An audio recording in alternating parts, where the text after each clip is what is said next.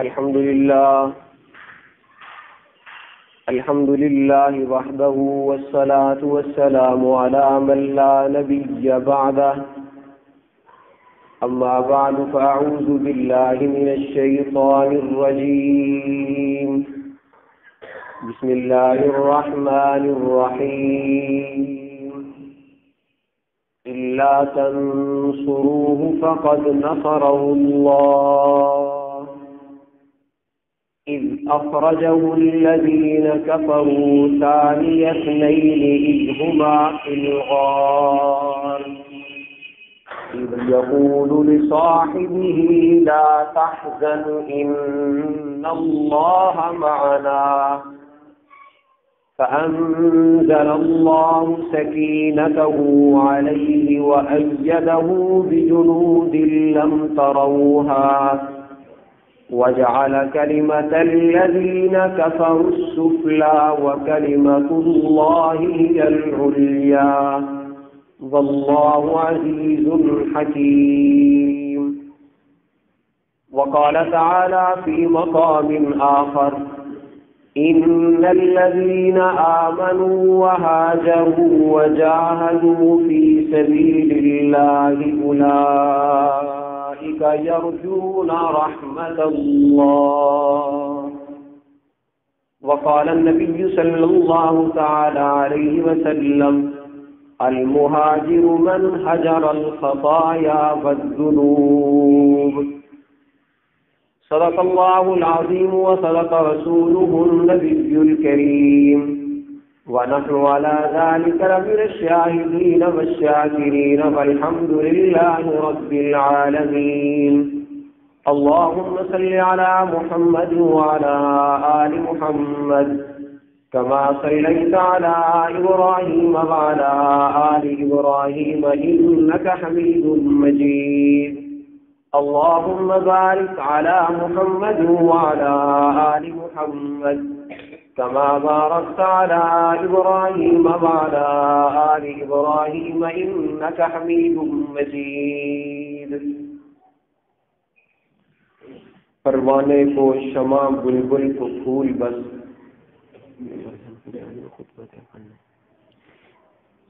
پروانے کو شمع بلبل کو پھول بس صدیق کے لیے ہے خدا کا رسول بس.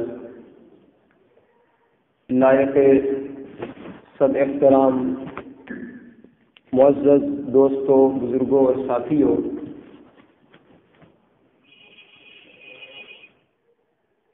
صفر المظفر کا مہینہ ختم ہو رہا ہے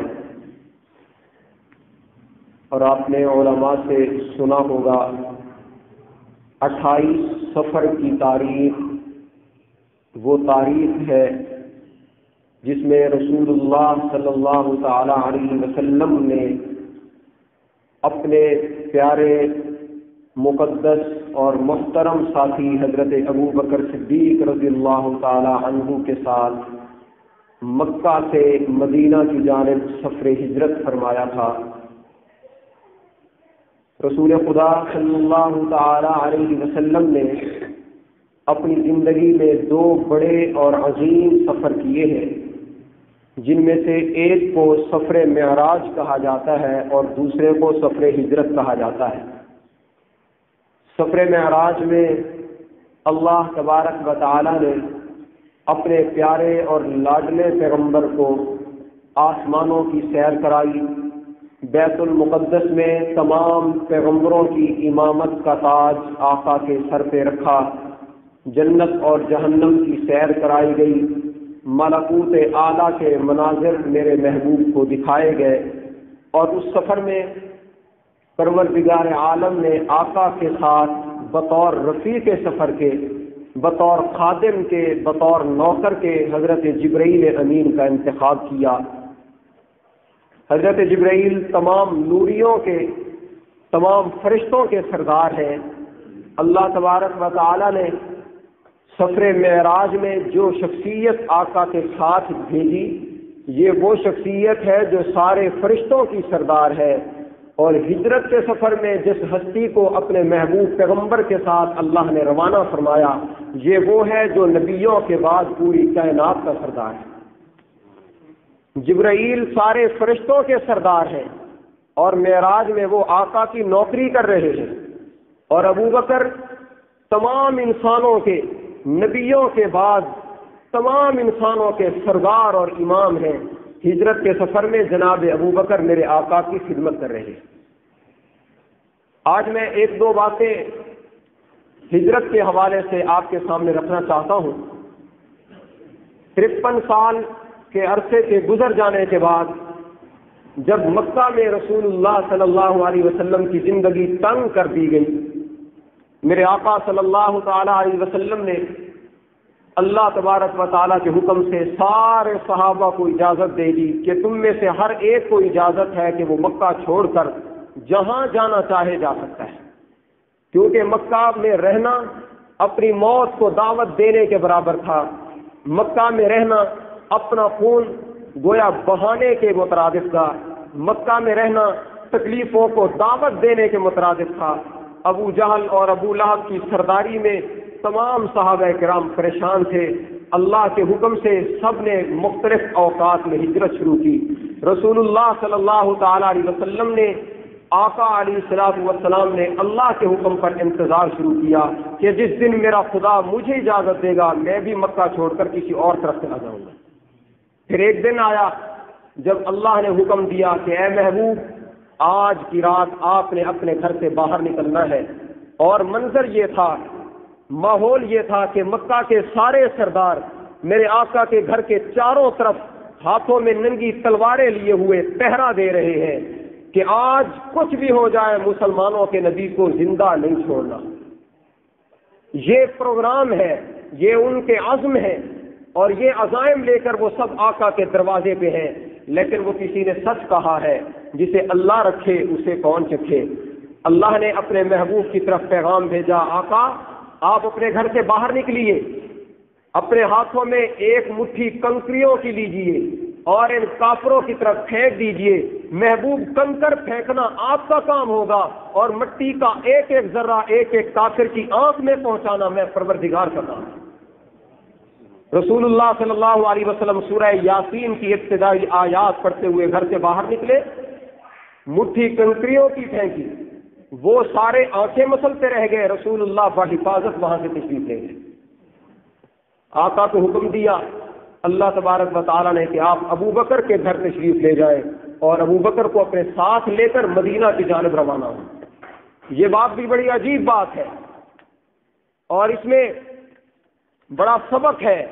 میں فاروق اعظم کو دیکھتا ہوں، وہ اپنا گھر چھوڑ کر میرے آقا کے دروازے پہ چل کے آتے ہیں۔ عثمان ابن عفان اپنا گھر چھوڑ کر آقا کے دروازے پہ چل کے آتے ہیں۔ حیدر کرار اپنا گھر چھوڑ کر آقا کے دروازے پہ چل کے آتے ہیں۔ لیکن میں اس ابوبکر کے شان کو خراج عقیدت کیوں نہ پیش کروں، میں اس ابوبکر کے مرتبے کو خراج تحسین کیوں نہ پیش کروں کہ باقی سارے صحابہ آقا کے قدموں میں چل کے آئے ہیں، اور اللہ نے ابوبکر کا شان اتنا بڑھایا کہ اپنے محبوب پیغمبر کو حکم دیا، آقا آج تم ابوبکر کے دروازے پہ چل کے جاؤ۔ نبیوں کے سردار پیغمبر ہیں، پیغمبروں کے سردار پیغمبر، اور وہ رات کی تاریکی میں ابوبکر کے دروازے پہ دستک دے رہے ہیں۔ مقام بڑھایا ہے اللہ نے اپنے ابوبکر صدیق کا۔ حضرت ابوبکر نے دروازے پہ دستک جب سنی، آ کے پوچھا من دق الباب، دروازہ کس نے کھٹکھٹایا؟ جواب ملا انا محمد صلی اللہ علیہ وسلم، میں محمد ہوں۔ حضرت ابوبکر ذرا پریشان ہوئے کہ رات کی تاریکی میں نہ جانے آقا کو کیا کام ہوا، مجھے بلوا لیتے، خود تشریف لے آئے۔ دروازہ کھولا، جناب ابوبکر اندر، رسول اللہ صلی اللہ علیہ وسلم بھی اندر، ایک کمرے میں دونوں بزرگ بیٹھ گئے۔ میرے آقا نے فرمایا ابوبکر میں نے ایک خصوصی بات کرنی ہے، میں نے ایک راز کی بات کرنا ہے، آپ اپنے چھوٹے چھوٹے بچوں اور بچیوں کو ذرا ایک طرف کر دیں تاکہ میں وہ بات آپ سے کر سکوں۔ سبحان اللہ۔ آگے بھی ابوبکر صدیق تھے، عرض کیا محبوب یہ صرف میں اس گھر میں جناب کا عاشق نہیں ہوں، اس گھر میں صرف میں آپ کے مذہب پر اپنی جان نچھاور کرنے والا نہیں ہوں، میری بیوی سے لے کر میری چھوٹی سے چھوٹی بچی تک آپ جس کو ٹٹولیں گے وہ سر دھڑ کی بازی تو لگا دے گا، وہ اپنا تن من دھن تو قربان کر دے گا، اپنا سارا دولت، سارا پیسہ، سارا مال تو لٹوا چھوڑے گا، مگر جناب کا دیا ہوا راز ساری زندگی اپنے جان سے زیادہ اس کی حفاظت کرے گا۔ آپ جس طرح تنہائی میں میرے ساتھ بات کرتے ہیں، ان بچوں کے سامنے بے دھڑک بات کر دیں، جتنی بڑی راز کی بات ہو سب کچھ یہاں مجھے فرما دیجئے، یہاں بیٹھنے والا ہر بچہ آپ کے دین کا پکا محافظ و سپاہی ہے۔ میرے آقا صلی اللہ تعالی علیہ وسلم نے ان سب بچوں کے سامنے فرما دیا، ابو بکر مجھے ہجرت کی اللہ کی طرف سے اجازت مل گئی ہے اور میں اب ہجرت کے سفر پہ روانہ ہونے والا ہوں۔ ابو بکر نے پوچھ لیا، مما آقا آپ تو تشریف لے جا رہے، ساتھ کون جائے گا؟ آپ کے ساتھ کون ہوگا؟ رسول اللہ صلی اللہ علیہ وسلم نے فرمایا کہ اللہ نے فرمایا ہے محبوب اپنے ساتھ ابو بکر کو لے کر جا۔ حضرت عائشہ صدیقہ رضی اللہ تعالیٰ عنہ فرماتی ہے، اس دن سے پہلے میں یہ سمجھتی تھی کہ شاید انسان کی آنکھوں سے آنسو غم کی وجہ سے نکلتے ہیں، مگر اس دن میں نے اپنے ابا کو دیکھا کہ آنکھوں سے آنسو کی جھڑی جاری ہے، میں سمجھی کہ کبھی کبھی آنسو خوشی کے بھی نکل جاتے ہیں۔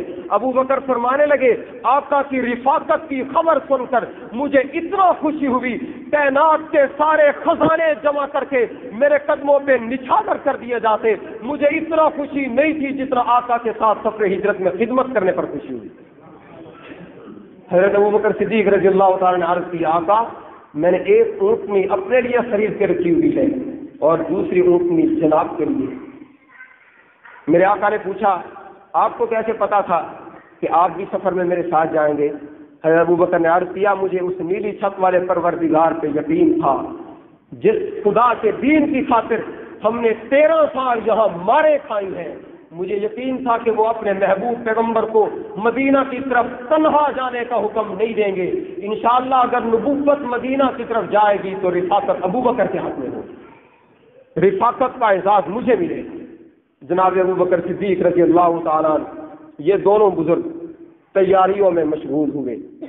حضرت اسماء رضی اللہ تعالیٰ عنہ جو حضرت ابو بکر کی بیٹی ہے، وہ فرماتی ہے میں نے دیکھا میری اماں جان نے، کیونکہ پردے کا حکم اس وقت تھا نہیں، دین کی ابتدا تھی، حضرت ابو بکر صدیق کی گھر والی نے سامان تیار کیا۔ جب وہ سامان اچھی طرح تیار ہو گیا، اب اسے باندھنے کی ضرورت پڑی، مگر گھر میں کوئی رسی نہیں، گھر میں کوئی چیز نہیں جس کے ذریعے سے سامان باندھا جائے۔ سبحان اللہ، ابو بکر کے گھرانے کا ہر فرد آقا کی خاطر جان نچھاور کرنے والا ہے۔ حضرت اسماء رضی اللہ تعالیٰ نے عرض کیا، ٹھہر جاؤ میں رسی لے کے آتی ہوں۔ چلی گئی اور اپنے نیچے والے کپڑے کے اندر جو رسی باندھی ہوئی تھی اس رسی کو نکالا، 2 ٹکڑے کیا، آدھی رسی دوبارہ اسی جگہ باندھ دی اور آدھی رسی آقا علیہ الصلوۃ والسلام کی خدمت میں پیش کر دی۔ اسی رسی سے میرے آقا کے ہجرت کا سامان باندھا گیا۔ اس دن میرے آقا نے فرمایا، اسماء تم ذات النطاقین ہو، تم 2 رسیوں والی ہو۔ حضرت اسماء فرماتی ہے، مجھے رسول اللہ کی زبان سے دیا جانے والا یہ لقب اتنا پیارا لگا، اتنا عزیز لگا، میں نے سب سہیلیوں سے کہہ دیا کہ میرا نام اسماء بعد میں دیا جائے، رسول اللہ کا دیا ہوا لقب ذات النطاقین پہلے دیا جائے۔ اب جب بھی اسماء کا نام لیا جاتا لوگ کہتے اے اسماء ذات النطاقین ادھر آؤ۔ آقا کا لقب، اسماء فرماتی ہے میرے لیے ذریعہ نجات ثابت ہوا، میں نے پوری زندگی یہ لقب اپنے ساتھ سنبھال کے رکھا۔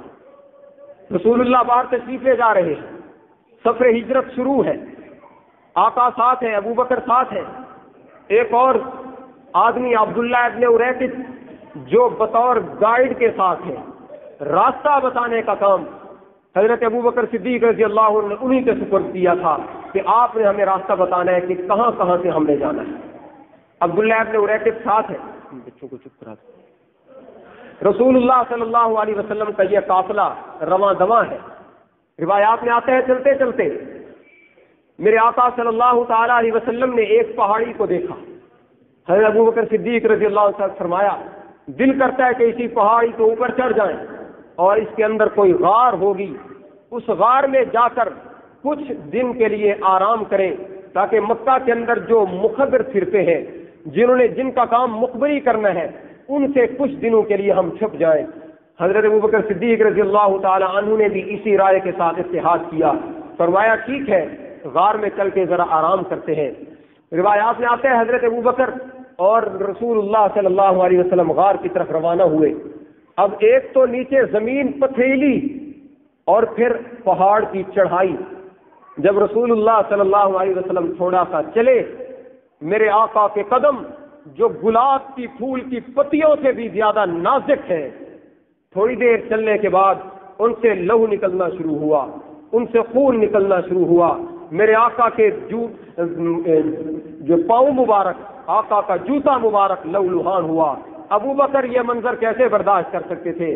فوراً عرض کیا محبوب ٹھہر جائیے، رک جائیے، اب آپ کا چلنا صدیق سے برداشت نہیں ہو رہا ہے، آپ میرے کندھے پہ سوار ہو۔ ابو بکر خود بھی چلے گا اور اپنے محبوب کو بھی کندھے پہ بٹھا کے سفر کریں گے۔ آپ ابو بکر کی شان کا اندازہ لگائیں، ابو بکر کی عظمت کو دل میں سوچیں تو صحیح۔ یہ وہ پیغمبر ہے کہ جو کعبہ شریف میں کھڑے ہو کے بت گرا رہا ہے۔ حضرت علی المرتضیٰ نے عرض کیا، اور ایک روایت میں ایک اور صحابی نے عرض کیا کہ آقا میرے کندھے پہ سوار ہو کر آپ اوپر والے بتوں کو بھی نیچے گرا دیں۔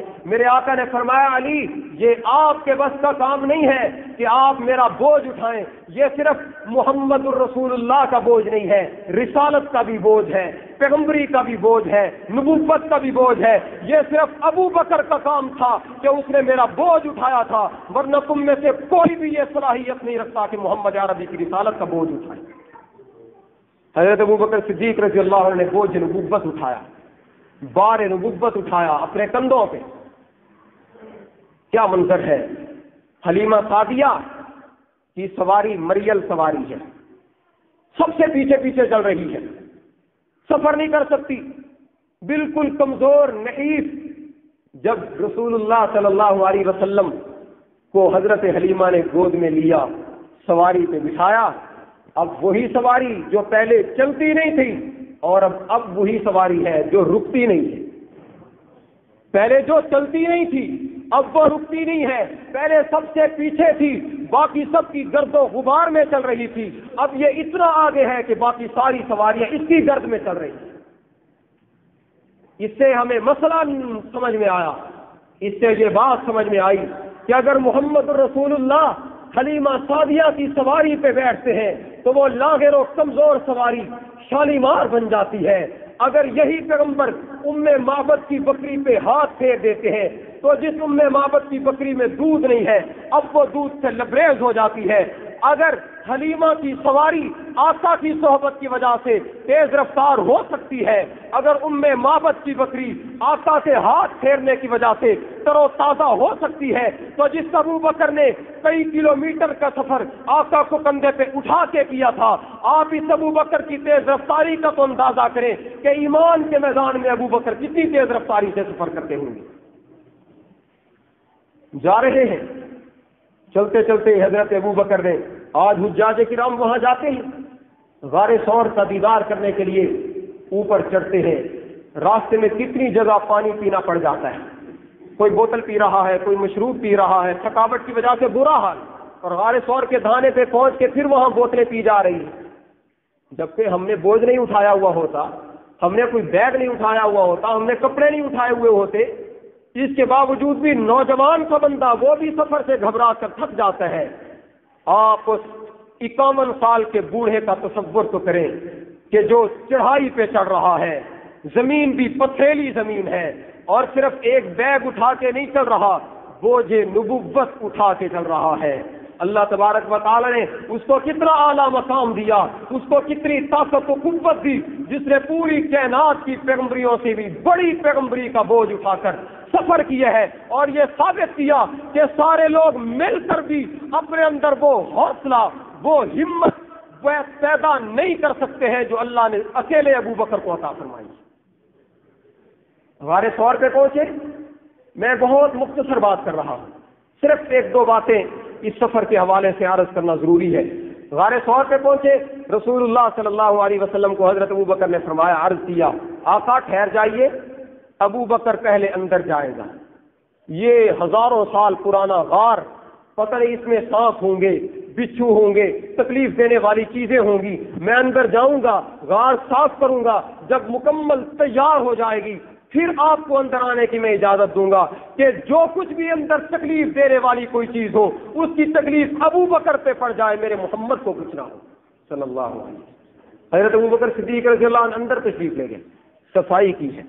اس سے ایک مسئلہ علماء نے یہ بھی نکالا ہے کہ اگر کوئی بندہ یہ چاہتا ہے کہ میرے دل میں رسول اللہ تشریف لائے، میرے دل میں آقا کا پیار آئے، میرے دل میں محمد کریم کا عشق آئے، تو پھر غار ثور بتاتی ہے کہ میرے اندر رسول اللہ جب آئے تھے تو رسول بعد میں آئے تھے، ابو بکر میرے اندر پہلے آئے تھے.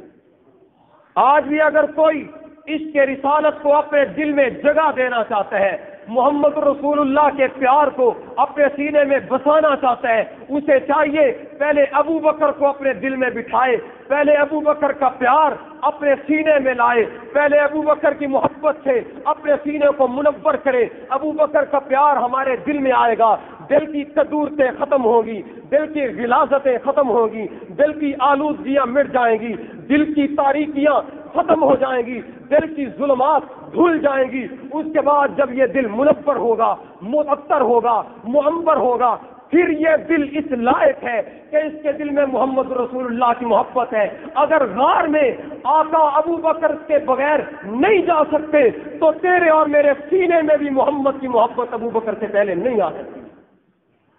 ابو بکر کی غلامی پہلے اپنے سینے میں لانی پڑے گی، ابو بکر کی نوکری، ابو بکر کا خادم پہلے بننا پڑے گا.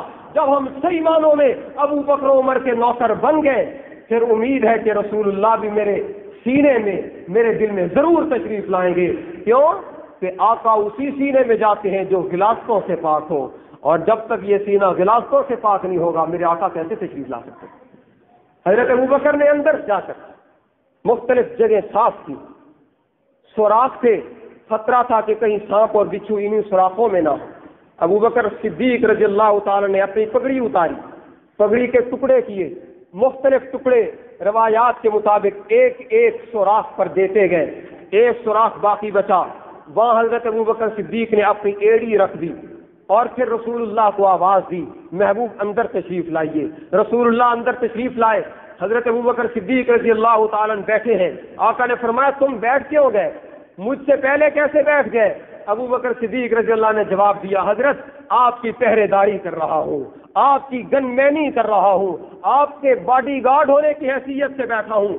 میں نے یہاں یہ جگہ مناسب سمجھی ہے، اس جگہ ذرا خطرات محسوس ہوتے تھے، میں سوراخ پر پاؤں دبا کر بیٹھا ہوں کہ کہیں وہاں سے کوئی چیز نکلے گی ابو بکر سے ٹکرا جائے، رسول اللہ صلی اللہ علیہ وسلم کو اس چیز سے تکلیف نہ ہو. میرے آقا صلی اللہ تعالیٰ علیہ وسلم تشریف لائے، ابو بکر کی گود میں سر رکھا، محبوب سوئے ہوئے ہیں. روایات میں علماء نے لکھا، حضرت شیخ الحدیث مولانا ادریس رحمۃ اللہ تعالیٰ علیہ نے بڑی خوبصورت بات لکھی، فرمانے لگے وہ غار کا منظر بڑا عجیب منظر ہوگا، مجھے تو ایسا لگتا ہے کہ اس غار کی مثال مسجد والی ہے اور ابو بکر کی گود کی مثال رحل والی ہے اور اس میں آقا کے آرام کرتے ہوئے چہرے کی مثال قرآن والی ہے. مسجد بھی، رحل بھی، قرآن بھی، تینوں مقدس چیزیں ہیں. تو ابو بکر کی گود بھی معزز ہے، آقا کا چہرہ بھی معزز ہے، اور جس غار میں آقا تشریف لے گئے وہ غار بھی معزز ہے. رسول اللہ صلی اللہ علیہ وسلم آرام فرما رہے ہیں اور ادھر اسی سوراخ سے بعض روایات کے مطابق سانپ نے سر نکالنے کی کوشش کی. ابو بکر کی ایڑی کو جب اس کا سر لگا اس نے ڈنک مار دیا، اس نے ڈس لیا کہ یہ کون سی چیز ہے جو رکاوٹ بن رہی ہے. ابو بکر صدیق رضی اللہ عنہ فرماتے ہیں میں بیٹھا ہوا تھا، آقا کا سر میری گود میں ہے، آقا سکون میں ہے، آرام میں ہے. اس کا زہر اتنا زبردست زہر تھا کہ میری آنکھوں سے آنسو نکل آئے. زہر ایڑی میں لگا ہے، وہ اس نے ڈسا پاؤں میں ہے، مگر اس کی شدت اتنا کہ آنسو سے آنکھوں سے آنسو نکل آئے اور میرے آنسوؤں کا قطرہ رسول اللہ صلی اللہ علیہ وسلم کے چہرے پہ پڑا. آقا بیدار ہو گئے. فرمایا ابو بکر ما یبکی کا، تجھے کس چیز نے رلا دیا، تو کیوں پریشان ہو رہا ہے؟ جواب دیا آقا میں نے ایڑی رکھی ہوئی تھی، وہاں کسی چیز نے ڈس لیا ہے اور بڑی زبردست زہر ہے، اس کے اثر سے آنسو نکل آئے. آقا نے فرمایا ابو بکر ایڑی اوپر کرو. میرے آقا نے اپنے پیارے ہونٹوں سے مبارک زبان سے لعاب نکالا، ابو بکر کی ایڑی پہ لگایا۔ ابو بکر فرماتے پھر ساری زندگی جسم کے بقیہ حصے میں تو تکلیفیں ہوئی ہیں، مگر جہاں محبوب کا لعاب لگا تھا مرتے دم تک مجھے وہاں پھر کوئی بھی تکلیف پیش نہیں آئی۔ لعاب دہن کو تو دیکھو۔ ابو بکر صدیق رضی اللہ تعالیٰ کے بارے میں ایک عالم کی کتاب میں یہ بات بھی پڑھ رہا تھا، وہ فرماتے ابو بکر کی طرف جو بندہ میلی نظر سے دیکھے میں اس کو برداشت نہ کروں، یہ تو بڑے دور کی بات ہے، اور میں تو ابو بکر کے جوتے کی طرف بھی جو میلی نظر سے دیکھتا ہے تو میں تو اس کو بھی مسلمان ماننے کے لیے تیار نہیں۔ اس عالم سے لوگوں نے پوچھا یہ کیوں؟ جواب دیا ابو بکر کے جوتے کی عزت ابو بکر کی وجہ سے کم ہے۔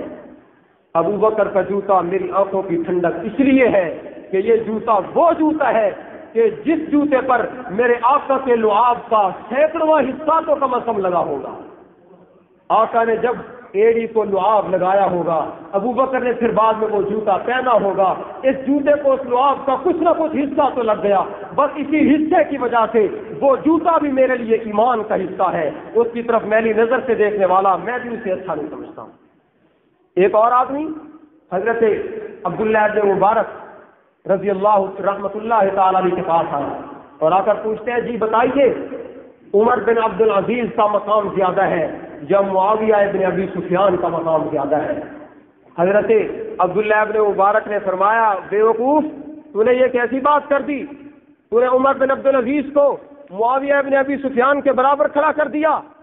اگر تم مجھ سے پوچھتے ہو عمر بن عبد العزیز جیسے پیارے اور زبردست حکمران، عادل اور منصف حکمران، ترازو کے ایک پلے میں ایک نہیں دو نہیں سینکڑوں اور ہزاروں رکھے جائیں، اور دوسری طرف معاویہ ابن ابی سفیان کے گھوڑے کی ناک کے اندر جو مٹی پھنسی ہوئی ہے یہ ترازو کے دوسرے پلے میں رکھی جائے، سینکڑوں عمر بن عبد العزیز مل کر بھی معاویہ کے گھوڑے کے نتنے کی مٹی کا مقابلہ بھی نہیں کر سکتے۔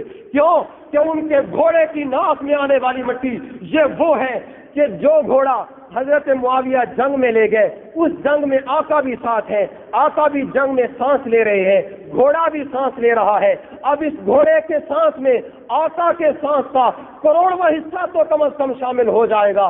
بس اس حصے کی وجہ سے میرے نزدیک اس گھوڑے کی ناک کی مٹی اتنا عزیز ہے، اتنا بہتر ہے، اتنا برتر ہے، اتنا اعلیٰ ہے، کائنات کے سارے ولی مل کر بھی اس مٹی کا مقابلہ نہیں کر سکتے۔ اعزاز تو دیکھیے اللہ کے محبوب پیغمبر کے صحابہ کا اعزاز کیا ہے۔ حضرت ابوبکر صدیق رضی اللہ عنہ بیٹھے ہیں اور باہر سے کافروں نے غار کے دھانے پہ آ کے چیمہ گوئیاں شروع کی کہ لگتا ہے یہ محمد اور ان کے ساتھی اس غار میں ہوں۔ وہ سامنے آئے کھڑے ہیں، ابوبکر صدیق رضی اللہ عنہ فرماتے میں دیکھ رہا تھا ان کے پاؤں مجھے نظر آ رہے تھے، اور اگر وہ ذرا جھک کر غور کر کے دیکھ لیتے تو ہم دونوں پر نظر پڑ جاتی۔ میں پریشان ہو گیا کہ اب کیا بنے گا۔ رسول اللہ صلی اللہ تعالی علیہ وسلم نے حضرت ابوبکر صدیق رضی اللہ عنہ کو فرمایا اے میرے دوست لا تحزن، فکر مت کر، غم نہ کر، ان اللہ معنا، ہم یہاں دو اکیلے نہیں بیٹھے، تیسری ہستی پروردگار عالم کی ہستی ہے، اور جن کے ساتھ پروردگار عالم کی ہستی ہو جائے ان کو دنیا کی کوئی طاقت تنگ نہیں کر سکتی، تکلیف نہیں پہنچا سکتی۔ یہ انداز اللہ تبارک و تعالیٰ کو اتنا پسند آیا، اللہ نے قرآن پاک میں آیت اتاری، فرمایا اے میرے محبوب اس وقت کو یاد کرو اذ اخرجہ الذین کفروا، جب کافروں نے آپ کو نکال دیا تھا، ثانی اثنین جب آپ دو میں سے دوسرے تھے، اذ ہما فی الغار جب آپ غار میں دو تھے، اذ یقول لصاحبہ جب آپ اپنے صحابی سے کہہ رہے تھے لا تحزن ابو بکر غم مت کر، ان اللہ معنا اللہ ہمارے ساتھ ہے، فانزل اللہ سکینتہ اللہ نے دونوں پر ایسا سکون نازل کر دیا، اتار دیا کہ ابو بکر کے دل سے بھی غم جاتا رہا، رسول اللہ کے دل سے بھی پریشانی جاتی رہی۔ اس کے بعد یہ بزرگ 3 دن تک وہیں رہے۔ حضرت اسماء رضی اللہ تعالیٰ عنہ جن کا میں نے ابھی تذکرہ کیا ہے، وہ خود فرماتی ہے میری ڈیوٹی یہ تھی کہ میں رات کے وقت روزانہ اسی غار میں جاتی اور مکہ کے اندر جتنی بھی باتیں ہوتی، خبریں جتنا ہوتی مکہ کی، میں اپنے محبوب پیغمبر کو آ کے بتاتی۔ ایک دن ابو جہل راستے میں ملا، مجھے کہتے ہیں اسماء ابو بکر کہاں ہے، محمد کہاں ہے؟ سبحان اللہ، میں تو اس بچی کی جرت پہ بھی، اس بچی کی ہمت پہ بھی قربان ہوں، اس کو بھی خراج عقیدت پیش کرنے کا دل کرتا ہے۔ حضرت اسماء فرماتی ہے جب ابو جہل نے مجھ سے پوچھا ابو بکر کہاں ہے، دل کر رہا تھا کہ میں کہہ دوں مجھے پتہ نہیں، لیکن اگر میں یہ کہہ دیتی تو میرا باپ تو صداقت کا بادشاہ ہے، میں اس کی بچی ہو کر جھوٹ کیسے بولوں؟ میں نے ابو جہل جیسے جو ہے نا پرلے درجے کے مکار قسم کے آدمی، جبار قسم کے آدمی، ظلم و ستم کرنے والے آدمی کے سامنے کہہ دیا مجھے پتہ ہے کہ میرے ابو کہاں ہیں، مگر میں بتاؤں گی نہیں، کیوں کہ تو وہاں جا کر انہیں تکلیف دے گا اور مجھے یہ بات گوارا نہیں ہے۔ حدیث پاک میں آتا ہے ابو جہل نے اسماء رضی اللہ تعالی عنہا کو زور سے تھپڑ مارا، حضرت اسماء نیچے گری، منہ ایک پتھر کی چٹان پہ لگا، منہ سوج گیا، خون کا فوارہ وہاں سے نکلا، چہرہ خون آلود ہو گیا، گھر گئی، والدہ نے چہرہ دھو دیا، منہ صاف کر دیا، شام کو رسول اللہ صلی اللہ علیہ وسلم کی خدمت میں حضرت اسماء پہنچی، آقا نے پوچھا میرے بیٹے آپ کے چہرے کو کیا ہوا، یہ چہرہ کیوں سوجا ہوا ہے؟ حضرت اسماء نے عرض کیا محبوب ابو جہل نے پوچھا تھا محمد کہاں ہے، میں نے کہہ دیا تھا مجھے پتہ ضرور ہے مگر میں بتاؤں گی نہیں، اس نے تھپڑ مارا ظالم نے، میرا منہ سوج گیا ہے۔ رسول اللہ صلی اللہ تعالی علیہ وسلم نے فرمایا ابو بکر صرف تو نے مجھ پر تن من دھن کی قربانی پیش نہیں کی ہے، تیرے گھرانے کے کس کس فرد کا محمد شکریہ ادا کرے، تیرا گھرانہ سارا میرا محسن ہے۔ بچیوں کو دیکھو، بچوں کو دیکھو، بیوی کو دیکھو، بڑوں کو دیکھو، چھوٹوں کو دیکھو، سب رسول اللہ کے دین کے لیے جان چھڑکتے ہیں۔ حضرت ابو بکر رضی اللہ تعالیٰ عنہ سفر کو جاری رکھتے ہیں، آگے جاتے ہیں، میرے آقا نے راستے میں پوچھ لیا ابو بکر کبھی میرے آگے آ جاتے ہو، کبھی میرے دائیں آ جاتے ہو، کبھی بائیں کبھی پیچھے، تم ایک جگہ کیوں نہیں چلتے؟ اللہ اکبر۔ جناب صدیق اکبر جواب دیتے ہیں آقا جب میرے دل میں خیال آتا ہے کہ کوئی دشمن سامنے سے چھپ کر حملہ نہ کر دے، یہ خیال آتا ہے پھر آپ سے آگے چلا جاتا ہوں کہ دشمن کا حملہ ابو بکر پہ آ جائے، محمد بچ جائیں۔ جب یہ خیال آتا ہے کہ کوئی دائیں بائیں سے حملہ نہ کر دے، پھر آپ کے دائیں بائیں ہو جاتا ہوں کہ حملہ مجھ پہ ہو، آپ بچ جائیں۔ جب یہ خیال آتا ہے کہ کوئی تیسری جانب سے حملہ نہ کر دے، پھر میں پیچھے ہو جاتا ہوں کہ مجھے تکلیف ہو، آپ بچ جائیں۔ رسول اللہ صلی اللہ تعالی علیہ وسلم نے فرمایا باقی رفیق بننے کے لیے، خادم اور نوکر بننے کے لیے بھی تجھ جیسا بندہ چاہیے جو اپنی جان تو تکلیفوں اور مشقتوں میں ڈال دے مگر اپنے راہبر اور رہنما کا بال تک بیکا نہ ہونے۔ حضرت ابو بکر صدیق رضی اللہ عنہ فرماتے چلتے چلتے تھک گئے، ایک جگہ رسول اللہ صلی اللہ علیہ وسلم نے فرمایا ابو بکر دل کرتا ہے کہ یہاں سستانے کے لیے بیٹھ جائیں، تھوڑی دیر آرام کر لیں۔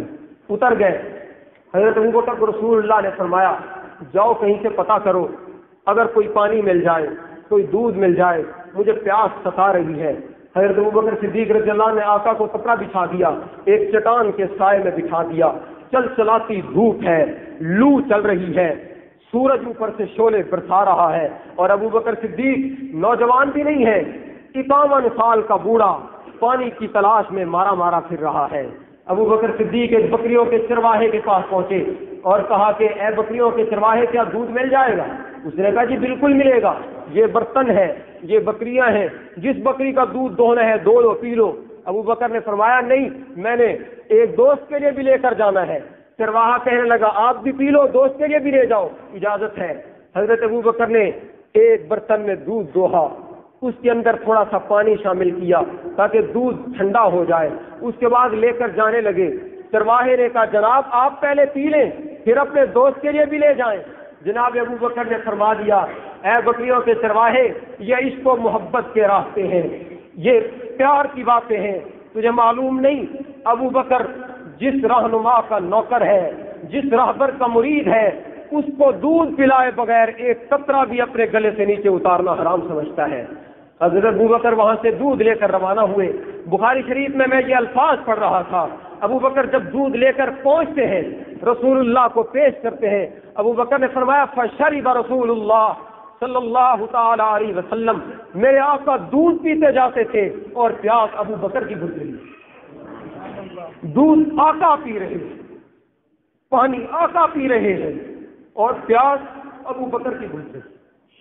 مجھے دنیا کا کوئی ایک مرید بتاؤ، دنیا کا کوئی ایک شاگرد بتاؤ دنیا کا کوئی ایک نوکر بتاؤ جو اپنے رہنما سے اتنا پیار رکھتا ہو، جو اپنے رہنما سے اتنی محبت رکھتا ہو. ایسا شاگرد بتاؤ جو اپنے استاد سے اتنی محبت رکھتا ہو کہ دودھ اس کا استاد پیتا ہو مگر پیاس اس کی بجھتی. یہ اعزاز اکیلے ابو بکر کو ملا ہے، یہ مقام صرف صدیق اکبر کو ملا ہے. میں اس ابو بکر کو کیسے فراموش کر سکتا ہوں کہ جس نے محبت کرنے میں حق ادا کر دیا ہے. لوگوں کی محبتیں مال تک محدود ہوتی ہیں، لوگوں کی محبتیں حسن و جمال تک محدود ہوتی ہیں.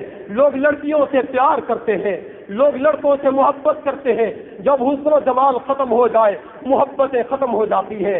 لوگ پیسے والوں سے پیار کرتے ہیں، جب پیسہ ختم ہو جائے محبت ختم ہو جاتی ہے. ابو بکر میں تیری محبت پہ قربان ہو جاؤں. تو نے بچپن میں آقا سے پیار کیا تو لڑکپن میں نبھایا، جوانی میں نبھایا، بڑھاپے میں نبھایا، حتیٰ کہ آج بھی تو روزے میں آقا کے ساتھ ہو کے یہ ثابت کر رہا ہے کہ ابو بکر صرف زندگی میں محبت نہیں کرتا، مرنے کے بعد بھی آقا کے ساتھ وفاداری کرتا. یہ وہ ابو بکر ہے. رسول اللہ صلی اللہ تعالی علیہ وسلم نے اس ابو بکر کے بارے میں بڑی عجیب باتیں. حضرت عمر فاروق رضی اللہ تعالیٰ کو بھی ایک مرتبہ آقا نے ڈانٹ دیا، اے لوگوں تمہیں معلوم ہے ابو بکر وہ ہستی ہے جب مکہ کی وادی میں سب میرے پیچھے پتھر لے کے بھاگے بھاگے پھرتے تھے، یہ اکیلا ابو بکر تھا جس نے نہ صرف یہ کہ میری حفاظت کا ذمہ اپنے سر پہ لیا، مجھے مکان کی ضرورت پڑی اس نے مکان دیا تھا، مجھے مال کی ضرورت پڑی اس نے مال دیا تھا، میری بیوی فوت ہو گئی مجھے بیگم کی ضرورت تھی اس نے اپنی بچی میرے نکاح کے لیے پیش کی. یاد رکھو میں عمر فاروق سے لے کر ابو طفیل صحابی تک سب کے احسان اتار چکا ہوں، اکیلا ابو بکر یہ اتنے احسان مجھ پہ کر چکا ہے میں محمد نہیں اتار سکا. قیامت کے دن اللہ سے کہوں گا ابو بکر کے احسان خود اتار. مقام کو دیکھیے، اعزاز کو دیکھیے. ایک جگہ حضرت ابو بکر گزر رہے ہیں، راستے میں ایک یہودی نے اللہ تبارک و تعالیٰ کی گستاخی کر دی، اللہ کے بارے میں کہہ دیا ان اللہ فقیر، اللہ فقیر ہے، اللہ محتاج ہے اور ہم مالدار ہیں. حضرت ابو بکر نے جب یہ سنا تو اس سے بات برداشت نہ ہوئی. حضرت ابو بکر اسے برداشت نہ کر سکے، ایک زوردار تھپڑ اس یہودی کے گال پہ مارا، اس کا منہ پھر گیا. سارے یہودی ہیں، رسول اللہ صلی اللہ تعالی علیہ وسلم بھی موجود تھے مسجد نبوی میں. حضرت ابو بکر تھپڑ مار کے مسجد میں چلے گئے. تھوڑی دیر بعد یہودیوں نے ایک جلوس نکال کے مسجد نبوی کے پاس آ گئے. رسول اللہ صلی اللہ علیہ وسلم سے کہا ابو بکر نے ناجائز ہمیں تھپڑ مارا ہے، ہم انتقام لینے کے لیے آئے ہیں. آقا نے پوچھا ابو بکر کیوں مارا؟ ابو بکر جواب دیتے ہیں یہ اللہ کی گستاخی کر رہا تھا، مجھ سے برداشت نہ ہوا میں نے مار دیا. آقا نے فرمایا کوئی گواہ تو پیش کرو کہ اس نے واقعی اللہ کی گستاخی کی تھی. وہ تو کہتے ہم نے گستاخی نہیں کی. ابو بکر صدیق رضی اللہ تعالی نے فرمایا آقا اس وقت اور تو کوئی نہیں تھا، یہی سارے کھڑے تھے مگر وہ سب جھوٹ بولنے پہ آمادہ ہو گئے کہ ہم نے مارا ہی نہیں ہے. حضرت ابو بکر نے عرض کیا آقا جیسے آپ کا فیصلہ ہو. رسول اللہ نے فرمایا یا تو گواہ پیش کرو اور یا پھر یہودی سے پتھر کھاؤ، یہودی سے تھپڑ کھاؤ، تھپڑ کا بدلہ تھپڑ ہوگا. میں محمد کی عدالت یہی کہتی ہے. ابو بکر نے عرض کیا آقا اگر آپ کا یہ فیصلہ ہے تو جہاں اور قربانی ابو بکر نے اٹھا لی ہے آپ کی خاطر تو آپ کی عدالت اگر مجھے تھپڑ مار دے گی تو ابو بکر یہ بھی برداشت کر لیں گے. لیکن اللہ کو یہ بات کب پسند تھی کہ میرے ابو بکر کے چہرے پہ تھپڑ آئے. اللہ تبارک و تعالیٰ نے فوراً جبرائیل امین کو بھیج دیا اور فرمایا جاؤ نبی پاک صلی اللہ تعالی علیہ وسلم سے کہہ دو اگر ابو بکر کے تھپڑ مارتے وقت دنیا والوں میں سے کوئی گواہی دینے کے لیے تیار نہیں ہے، میں پروردگار عالم تمہاری عدالت میں گواہی دے رہا ہوں کہ واقعی اس خبیث نے میرے بارے میں گستاخی کی تھی. ابو بکر نے جو تھپڑ مارا تھا ٹھیک مارا. آج بھی چوتھے پارے کا قرآن اٹھا کر دیکھیے اللہ فرماتے لقد سمع اللہ نے سن لیا ہے.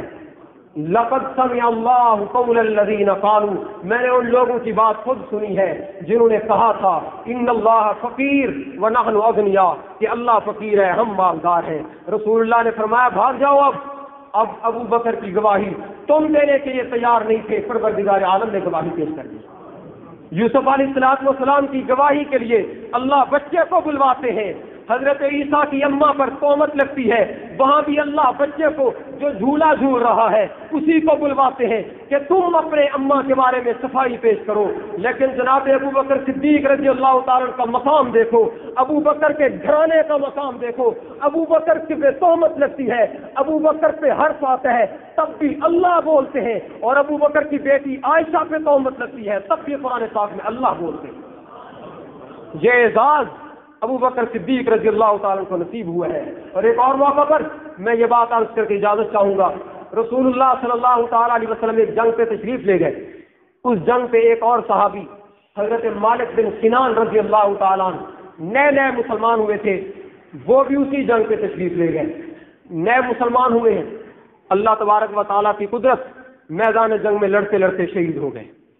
جب صحابہ کرام وہاں سے واپس ہوئے، رسول اللہ واپس ہوئے، مسجد نبوی سے تھوڑا پہلے اس صحابی کی والدہ مالک بن سنان رضی اللہ تعالیٰ کی والدہ راستے میں کھڑی ہے، اپنے بیٹے کا انتظار کر رہی ہے. میرا بیٹا کب آتا ہے تاکہ میں اس سے ملوں، اپنی آنکھیں ٹھنڈی کروں. رسول اللہ صلی اللہ تعالیٰ علیہ وسلم وہاں سے گزرے. اس بوڑھی اماں نے پوچھا، اے محبوب بتائیے میرا بیٹا کہاں ہے؟ میرے آقا نے سوچا اگر میں یہ کہہ دیتا ہوں کہ وہ شہید ہو گیا ہے، بوڑھی اماں ہے، برداشت نہ کر سکے، کہیں صدمے سے یہ بھی فوت نہ ہو جائے. آقا نے فرما دیا، اماں ابو بکر پیچھے آ رہے ہیں، ان سے پوچھ لینا. اس کے بعد حضرت عمر فاروق آئے، ان سے پوچھا، انہوں نے بھی یہی جواب دیا، ابو بکر پیچھے آ رہے ہیں، ان سے پوچھ لینا. عثمان بن عفان آئے، مختلف صحابہ آتے گئے اور سب یہی کہتے رہے، پیچھے ابو بکر آ رہے ہیں، ان سے پوچھ لینا. ہر کوئی یہی چاہتا تھا کہ یہ خوفناک خبر میں اپنی زبان سے اسے نہ سناؤں. جب حضرت ابو بکر پہنچے، اس بوڑھی اماں نے پوچھا، اے ابو بکر بتائیے میرے بیٹے کا کیا بنا، میرا بیٹا کہاں ہے؟ حضرت ابو بکر نے فرمایا کہ رسول اللہ سے نہیں پوچھا تھا، عمر سے نہیں پوچھا تھا. بوڑھی اماں کہنے لگی، سب نے کہا ہے کہ ابو بکر آ کر بتائیں گے، اس لیے میں انتظار میں کھڑی ہوں. اب حضرت ابو بکر فرماتے میں بڑی پریشانی میں آ گیا کہ اگر میں بتاتا ہوں کہ بیٹا فوت شہید ہو گیا ہے، یہ بوڑھی اماں پریشان ہو جائے گی، اور اگر میں کہتا ہوں شہید نہیں ہوا تو یہ جھوٹ بنتا ہے. میں بالکل پھنس کر رہ گیا، میری زبان سے نکل گیا، اماں تو ٹھہر، تیرا بیٹا تھوڑی دیر بعد پیچھے آ رہا ہے. ہاں ابو بکر کی زبان سے جملہ نکلا ہے، اماں ٹھہر ٹھہر، تیرا بیٹا بھی پیچھے آ رہا ہے. حضرت ابو بکر فرماتے یہ کہہ کے میں تو چلا گیا، مگر اب دل میں پریشانی ہے، پتہ نہیں کیا بنتا ہے. بیٹا تو شہید ہو گیا، وہ کیسے آئے گا؟ آج صداقت والی زبان سے یہ جھوٹ کیسے نکل گیا؟ مسجد نبوی میں چلے گئے، اللہ تبارک و تعالیٰ کے سامنے دامن پھیلا دیا. اے اللہ، ابو بکر نے پوری زندگی کبھی جھوٹ نہیں بولا، آج ایک بات خلاف واقعہ نکل گئی، تو اس کو سچا کر دے. روایت میں آتا ہے تھوڑی دیر بعد وہ بوڑھی اماں بھی آ رہی ہے، ساتھ ساتھ اس کا بیٹا بھی آ رہا ہے. مسجد نبوی میں کوہرام مچ گیا. یہ کیا ہے؟ مالک بن سنان کے ابھی ٹکڑے ہوئے ہیں، اس کے بازو کاٹ دیے گئے، اس کا پیٹ چاک کر دیا گیا، مگر یہ مالک دوبارہ کیسے آ گئے؟ رسول اللہ صلی اللہ تعالی علیہ وسلم منبر پہ بیٹھے مسکرا رہے ہیں. صحابہ کرام کو فرمایا چپ ہو جاؤ، چپ ہو گئے. تھوڑی دیر اس بوڑھی اماں نے اپنے بیٹے کو سینے سے لگایا، پیار کیا، اس کے بعد وہ بیٹے کو روانہ کر دیا. بوڑھی اماں اپنے گھر واپس چلی گئی. رسول اللہ صلی اللہ علیہ وسلم سے صحابہ نے پوچھا یہ کیا ماجرا ہے؟ میرے آقا نے فرمایا اللہ تبارک و تعالیٰ کو بھی یہ بات پسند نہ آئی کہ ابو بکر کی زبان سے نکلا ہوا کلمہ غلط ہو جائے. اللہ نے ایک فرشتے کو مالک بن سنان کی شکل بنا کر بھیج دیا ہے کہ جاؤ تو اس کی امی کو جا کر مل لو، تاکہ ابو بکر صدیق کی زبان سے نکلی ہوئی بات سچی ہو جائے. کہیں آنے والے لوگ یہ نہ کہیں کہ زندگی بھر تو ابو بکر نے سچ بولا، ایک دن جھوٹ بولا. ابو بکر کی زندگی کی طرف جھوٹ کی نسبت مجھے پسند نہیں ہے، میں فرشتہ مالک کی شکل میں بنا کر اس کی اماں کی طرف بھیج رہا. یہ اعزاز ہے جناب ابو بکر صدیق رضی اللہ تعالیٰ عنہ کو. اور آخر میں ہجرت کا سفر آپ کو اور مجھے سبق کیا دیتا ہے؟ ہجرت کا معنی ہوتا ہے چھوڑ دینا. ہجرت کا معنی کیا ہوتا ہے؟ چھوڑ دینا، ترک کر دینا. کس کو چھوڑ دینا؟ ہر اس چیز کو چھوڑ دینا جو ایمان کے راستے میں رکاوٹ بن جائے. ہر اس چیز کو چھوڑ دینا جو مذہب کی محبت میں رکاوٹ بن جائے. میں آپ سے پوچھتا ہوں، میرے آقا نے مکہ جیسا وطن چھوڑا، اور مکہ عام شہر نہیں، عام شہر نہیں جس کا تذکرہ اللہ نے قرآن پاک میں کیا ہے. للذی ببکۃ مبارک وہدی للعالمین. اللہ فرماتے ہیں مکہ کو میں نے ہدایت کا مرکز بنایا ہے. مکہ کو میں نے جہان والوں کے لیے آنکھوں کا نور بنایا ہے. وہ مکہ جس کے متعلق اللہ سورہ 3 میں قسم اٹھاتے ہیں, وہذا البلد الامین. اے نبی مجھے اس پیارے شہر کی قسم, مجھے اس مبارک شہر کی قسم. اتنا عظیم شہر ہے اور میرے آقا نے 53 سال کا طویل عرصہ, نصف صدی سے بھی زیادہ عرصہ اسی شہر میں گزارا ہے. کتنا پیارا وطن. اور جب آقا نکل کر تھوڑا باہر گئے, مکہ کی طرف منہ کر کے آقا فرماتے ہیں, اے مکہ تو میرے دل کا ٹکڑا ہے, اے مکہ تو میرے سینے کا ٹکڑا ہے, اے مکہ تیری محبت میرے دل میں رچی ہوئی ہے. لیکن آج کیا کروں, اگر تیرے اندر رہتا ہوں ایمان خطرے میں ہو جاتا ہے. اگر ایمان کو بچاتا ہوں تجھے چھوڑنا پڑتا ہے. میں اس نتیجے پہ پہنچا ہوں کہ ساری کائنات کی محبتیں قربان کر سکتا ہوں مگر محمد اپنا ایمان نہیں دے سکتا. آج تجھ جیسے وطن کو بھی میں صرف اس لیے چھوڑ رہا ہوں کہ میرا ایمان محفوظ رہ جائے. اور آقا نے یہ سبق دیا ہے امت کو بھی کہ تم بھی جب بھی تمہارا ایمان جس وجہ سے خطرے میں پڑ رہا ہو وہ چیز تمہیں چھوڑ دینی چاہیے. تمہیں اپنے ایمان کا تحفظ کرنا چاہیے. جس شہر میں میرا ایمان محفوظ نہیں ہوگا مجھے شریعت کہے گی اس شہر سے ہجرت کرو. جس کاروبار میں مجھ سے میرا خدا ناراض ہوگا شریعت مجھے حکم دے گی اس کاروبار سے ہجرت کرو. جن بیوی بچوں کی فرمائشوں میں, جن بیوی بچوں کی محبتوں میں مجھ سے اللہ کا حکم چھوٹے گا, پیغمبر کا حکم چھوٹے گا, قرآن و سنت کی تعلیمات سے انحراف ہوگا, مجھے اللہ کا پیغمبر یہی سبق دے گا کہ اس کو بھی چھوڑ دے, میاں بیوی کو بھی, بچوں کو بھی چھوڑ دے, بیوی کو چھوڑ دے, گھرانہ چھوڑ دے, کائنات ساری چھوڑ دے, ایمان کو تھام لے. کیونکہ کل قیامت کے دن یہ بیوی تیرے کام نہیں آئے گی, یہ بچے تیرے کام نہیں آئیں گے, یہ مال و دولت تیرے کام نہیں آئے گا, یہ جائیدادیں اور یہ بنگلے تیرے کام نہیں آئیں گے. بلکہ وہاں تو منظر ہی یہ ہوگا یوم یفر المرء من اخیہ, آدمی اپنے بھائی سے بھاگ رہا ہے, وصاحبتہ واقعی اپنی بیوی سے بھاگ رہا ہے, اپنے بیٹوں سے بھاگ رہا ہے, اپنے رشتہ داروں سے بھاگ رہا ہے, استاد اپنے شاگرد سے بھاگتا ہے, شاگرد اپنے استاد سے بھاگتا ہے, مرید اپنے پیر سے, پیر اپنے مرید سے کہ کہیں یہ مجھ سے نیکی نہ مانگ لے. وہاں سارے ایک دوسرے سے بھاگ رہے ہیں, سب رشتے کٹ جائیں گے, سب رشتہ داریاں ٹوٹ جائیں گی, وہاں ایمان کا تعلق باقی رہے گا. اس لیے مسلمانوں اس دنیا میں, اس دھرتی پر, اس زندگی میں میاں بیوی بھی اتنی اہم نہیں ہے, کاروبار بھی اتنا اہم نہیں ہے, مال و دولت بھی اتنا اہم نہیں ہے, ملازمت بھی اتنا اہم نہیں ہے, نوکری بھی اتنا اہم نہیں ہے, کارخانہ بھی اتنا اہم نہیں ہے جتنا ایمان اہم ہے. کیونکہ سب کچھ ختم ہو جائے یہ دوبارہ مل سکتا ہے, اور اگر ایمان ہمارے سینے سے نکل گیا پھر بے ایمانی کی موت پہ ہم مر گئے, پورے معاشر کے میدان میں سب لوگوں کی سامنے ہمیں ذلیل ہونا پڑے گا, رسوا ہونا پڑے گا, اور سوائے جہنم کے اس میدان میں ہمارا کوئی ٹھکانہ نہیں. اس لیے میرے آقا نے فرمایا المہاجر, اصلی مہاجر وہی ہے, اصلی مہاجر وہی ہے من حجر الخطایا والذنوب, جس نے غلطیوں کو چھوڑ دیا, جس نے گناہوں کو چھوڑ دیا, جس نے غلط کاریوں کو چھوڑ دیا, جس نے فحاشیوں کو چھوڑ دیا. پیغمبر کے صحابہ نے مکہ کو اپنے دین کی حفاظت کے لیے چھوڑا. آج جو چیز دین پر ضرب لگائے گی ہم اس چیز کو چھوڑ دیں گے. گانا باجا سننا اس سے ایمان پہ ضرب پڑتی ہے. یہ کان کے راستے سے آواز دل میں جاتی ہے, دل میں ایمان کو کھوکھلا کرتی ہے, اور آنکھوں کے راستے سے غلط تصاویر کو دیکھنا یہ اندر جا کے ایمان کو کھوکھلا کرتا ہے. غلط محفلوں میں جانا, غلط پروگراموں میں جانا, غلط تقریبات میں جانا, اس سے ایمان کمزور ہوتا ہے. لہذا آج عہد کرنا چاہیے, وعدہ کرنا چاہیے کہ اے نبی آپ نے اپنا پیارا وطن مکہ اگر مذہب کی خاطر چھوڑا ہے, دین کی خاطر چھوڑا ہے, ہم آپ کے امتی ہیں. اگر ہمارا ایمان, ہمارا مذہب, ہماری شریعت, ہمارا دین ہم سے کاروبار کی قربانی مانگے گا, کاروبار چھوڑ دیں گے, دین نہیں چھوڑیں گے. ملازمت چھوڑ دیں گے, دین نہیں چھوڑیں گے. نوکری چھوڑ دیں گے, دین نہیں چھوڑیں گے. بیوی بچوں کی فرمائشوں پر لات مار دیں گے مگر دین نہیں چھوڑیں گے. اور جب تک تیرے اور میرے ذہن میں یہ عقیدہ, یہ ایمان, یہ ذہن پختہ نہیں ہو جاتا, میں منبر رسول پہ باوضو کھڑے ہو کے کہتا ہوں رب محمد کی قسم, نہ کوئی مرد اس وقت تک مومن ہے, نہ کوئی عورت اس وقت تک مومن ہے جب تک کہ پوری کائنات میں سب سے زیادہ محبت اپنے ایمان سے نہیں کرتا ہے.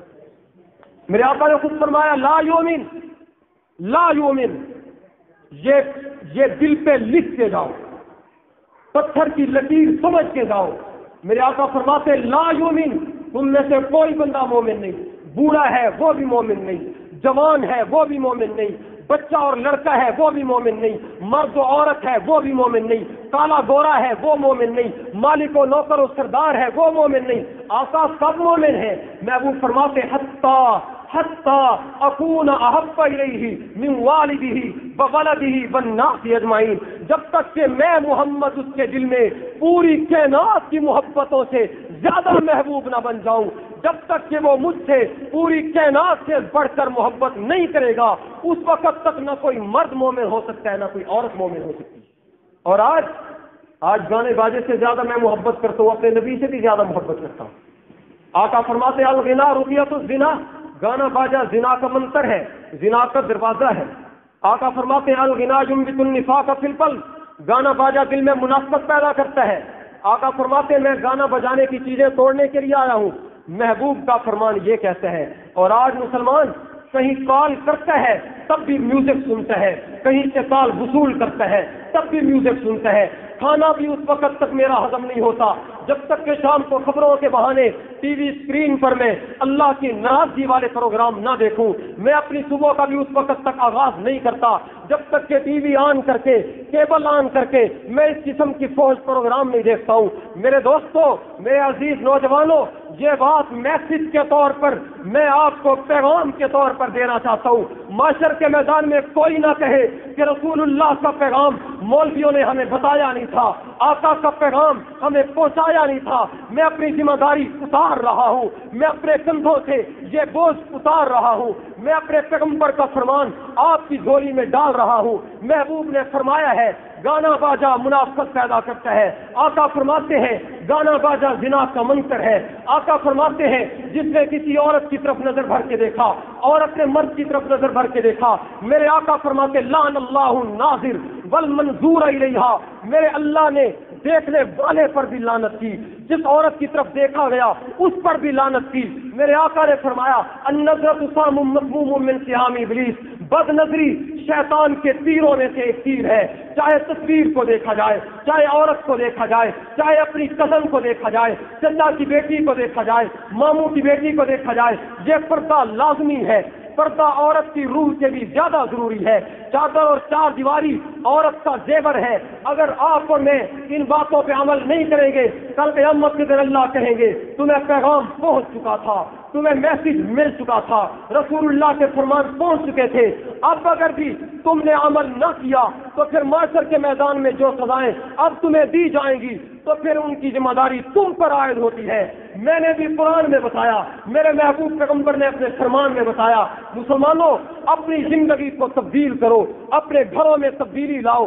کان سے وہی چیز سنو جس کی اجازت اللہ نے دی ہو، آنکھ سے وہی دیکھو جس کی اجازت اللہ نے دی ہو، زبان سے وہی بولو جس کی اجازت اللہ نے دی ہو، دماغ سے وہی سوچو جس کی اجازت اللہ نے دی ہو، پیٹ میں وہی بھرو جس کی اجازت اللہ نے دی ہو، ہاتھ سے وہی پکڑو جس کی اجازت اللہ نے دی ہو، قدم وہی لے جاؤ جہاں جانے کی اجازت اللہ نے دی ہو۔ یوں قدم قدم پر اپنے محبوب کی تعلیمات پہ عمل کر لو۔ جب تیرا ایک ایک قدم پیغمبر کی سنت کے مطابق ہوگا، رب محمد کی قسم میں تجھے کائنات کے ولیوں میں سب سے بڑا ولی مانتا ہوں۔ تیرے جوتے کو سر پہ پہننا تاج سمجھتا ہوں، تیرے پاؤں میں آنے والی مٹی آنکھوں کا سرما سمجھتا ہوں، تیرے پاؤں دھو کر پینا اپنے لیے سعادت سمجھتا ہوں۔ زیادہ تسبیح پڑھنا، زیادہ نوافل پڑھنا ولایت نہیں، ولایت کی ہے کہ قدم رکھنے سے پہلے بھی پیغمبر سے پوچھ، قدم اٹھانے سے پہلے پیغمبر سے پوچھ۔ جب تیری زندگی یوں بن گئی تو دنیا میں بھی ولیوں کے اندر رہے گا، معاشر میں جب اٹھے گا تب بھی ولیوں کی جماعت میں اٹھائے گا۔ تبدیلی لانی چاہیے اپنے اندر۔ مائیں بہنیں، آج میری بہن پردہ نہیں کرتی، میری بیٹی پردہ نہیں کرتی، اور میں سمجھتا ہوں کہ میں بڑا اپ ٹو ڈیٹ ہوں، میں ایڈوانس جا رہا ہوں، میں بڑی ترقی یافتہ زندگی گزار رہا ہوں۔ یاد رکھو رسول اللہ صلی اللہ تعالی علیہ وسلم سے بڑھ کر ترقی والی زندگی کسی نے نہیں گزاری۔ مال و دولت میں اگر ترقی ہوتی تو قارون اس دنیا کا سب سے بڑا انسان ہوتا، اگر حکومت میں اللہ نے ترقی رکھی ہوتی فرعون اس دنیا کا سب سے اعلیٰ بندہ ہوتا، اگر تکبر اللہ تبارک و تعالی نے بڑائی اور ترقی حسن و جمال میں رکھی ہوتی تو ابو لہب اس کائنات کا سب سے اعلیٰ انسان ہوتا، لیکن میں دیکھتا ہوں اس کی موت کتوں والی موت آئی۔ ابو جہل وہ بھی پیغمبر کے دشمنی کے اندر مارا مارا پھر رہا ہے، وہ بھی آج قبر میں عذاب میں مبتلا ہے۔ اللہ نے مقام بلال حبشی کو جو دیے ہے، چلتا دنیا میں ہے، قدموں کی آہٹ جنت میں جا رہی ہے، جبکہ ہوش بڑے بڑے ہیں، رنگ اس کا کالا ہے، کسی کے دروازے پہ جائے کوئی دروازہ کھولنے کے لیے تیار نہ ہو، کھانا دینے کے لیے تیار نہ ہو، چائے پلانے کے لیے تیار نہ ہو۔ مگر بلال تجھے یہ مقام کہاں سے مل گیا؟ بلال تجھے یہ عزت کہاں سے مل گئی؟ بلال تجھے یہ رفت کہاں سے ملی؟ بلال کہتے ہیں اوے مجھے حسن و جمال کی وجہ سے نہیں، مال کی وجہ سے نہیں، مجھے یہ عزت پیغمبر کے نقش قدم پر زندگی گزارنے میں ملی ہے۔ دنیا کے سارے حسین مجھ سے پیچھے رہ گئے، میں آقا کے نقش قدم پہ چلتا رہا۔ اللہ نے مقام یہ دیا کہ قدموں کی آٹھ جنت کی حوریں چل گئی۔ اللہ تبارک و تعالی نے عزت دین میں رکھی ہے۔ اللہ تبارک و تعالی آپ کو بھی مجھے بھی قرآن اور سنت کے مطابق، صحابہ کرام کے نقش قدم کے مطابق، قرآن و سنت کی تعلیمات پر، آقا کی سنتوں کے مطابق زندگی گزارنے کی توفیق عطا فرمائے۔ وآخر دعوانا الحمدللہ رب العالمین۔ یہ 14 فروری 10 ربیع الاول بروز سوموار بعد نماز مغرب جامعہ الحنیف میں ایک سیرت کانفرنس منعقد ہو رہی ہے، جس میں قاری حنیف جلندری صاحب، مولانا منور احمد محمودی صاحب تشریف لا رہے ہیں، قاری انوار الحسن صاحب، قاری اکبر مالکی صاحب اور آصف رشیدی شاعر انقلاب صاحب تشریف لائیں گے۔ ایک اور اعلان ہے، مدرسہ ابو ہریرہ تجوید القرآن گلشن علی المرتضیٰ میں جمعۃ المبارک حضرت مولانا عبد الغفور حقانی صاحب ارشاد فرمائیں گے۔ تمام حضرات سے آئندہ جمعہ وہاں حاضری کی درخواست۔